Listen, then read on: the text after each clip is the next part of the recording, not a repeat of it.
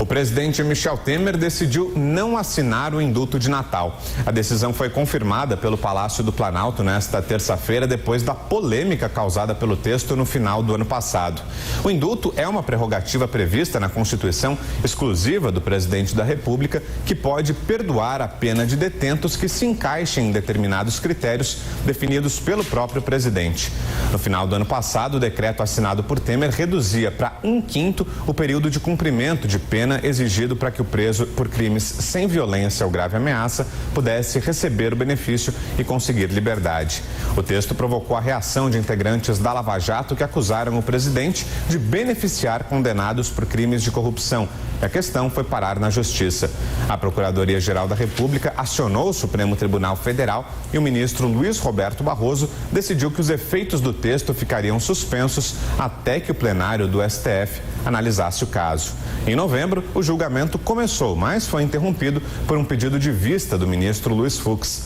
Nesta segunda-feira, véspera de Natal, Temer fez um pronunciamento em cadeia nacional de rádio e televisão, mas não mencionou o indulto. Disse que queria ter deixado um Brasil ainda melhor, mas que se despede do mandato com a consciência do dever cumprido. Valeu cada obstáculo vencido, cada momento vivido, cada conquista feita. E tenho certeza, gostaria de ter dado um Brasil ainda melhor a todos vocês. Mas também pode estar certos de que não poupei esforços, nem energia. E sei que entrego um Brasil muito melhor do que aquele que recebi. Ficam as reformas e os avanços que já colocaram o nosso país em um novo tempo. Saio com a alma leve e a consciência do dever cumprido. De coração mesmo. O meu muito obrigado a todos vocês e uma feliz noite de Natal. Temer assumiu a presidência de forma interina em maio de 2016 e em definitivo a partir de agosto daquele ano. No pronunciamento de Natal, ele ainda agradeceu familiares e ministros e disse que caberá ao tempo demonstrar o trabalho feito durante o governo. E ainda falando sobre o indulto, o presidente Michel Temer pode voltar atrás da decisão. Na noite dessa terça-feira, a assessoria de imprensa do Palácio do Planalto informou que o presidente está avaliando conceder o perdão da pena a presos. Michel Temer avalia atender ao pedido do defensor público geral federal em exercício, Jair Soares Júnior, que lembrou da superlotação do sistema penitenciário do país e argumentou que desde 88 o indulto é decretado em todos os anos. Felipe.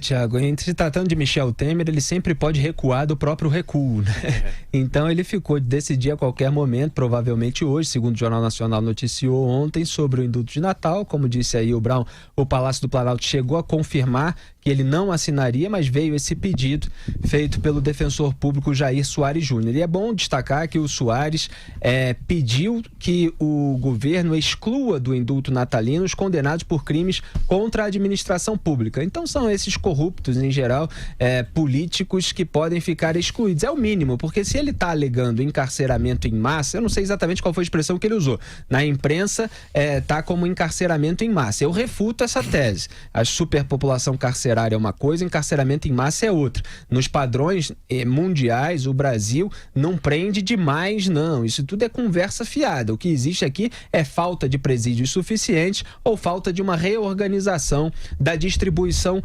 dos presos. Então, os corruptos criminosos muitas vezes estão em cela da Superintendência da Polícia Federal, como lá em Curitiba, que são melhores do que as celas em geral desses presídios que aparecem na televisão quando se quer comprovar a tese da superpopulação carcerária. Então, soltá-los sob essa alegação, evidentemente, soa como um pretexto para libertar aqueles políticos poderosos. Espero que Michel Temer realmente não faça isso. Bom dia, Augusto Nunes. Bom dia, meus companheiros do Jornal da Manhã. Você veio aqui só para falar sobre indulto, né? Sobre indulto que vale a pena. Bem-vindo. Muito obrigado. Tomara que o Michel Temer cumpra, então, a segunda recomendação do... como é que é o cara? Jair Soares Júnior, defensor público. Por que o presidente atende ao pedido do ocupante de um cargo? Diz que é importante, mas nem tanto, né? Enfim, se ele não soltar, né, não fizer nenhuma soltura esperta, menos mal. Tá. Agora, queria corroborar o que disse o Felipe. Esse negócio da superpopulação carcerária é uma balela. Está provado que eles somam os que estão em regime fechado com os que estão em liberdade condicional. Então, quem está em liberdade condicional, quem cumpre a pena em casa, esses caras não estão ajudando a superlotar cadeia nenhuma. Então, essa conta precisa ser refeita.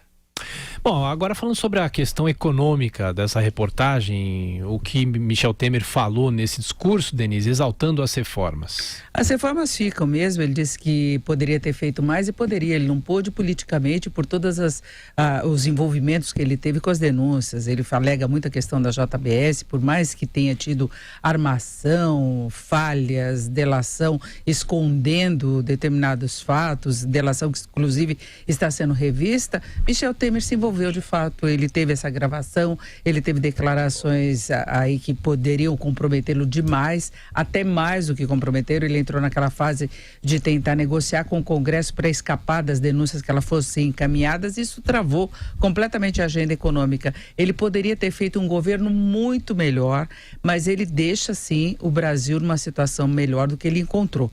Nós temos uma inflação baixa, nós temos o juro no menor nível da história, a taxa básica de juros, contas externas bem administradas, reservas cambiais elevadas que dão uma blindagem importante para o país em relação ao cenário internacional, inclusive, que tende a ser menos favorável.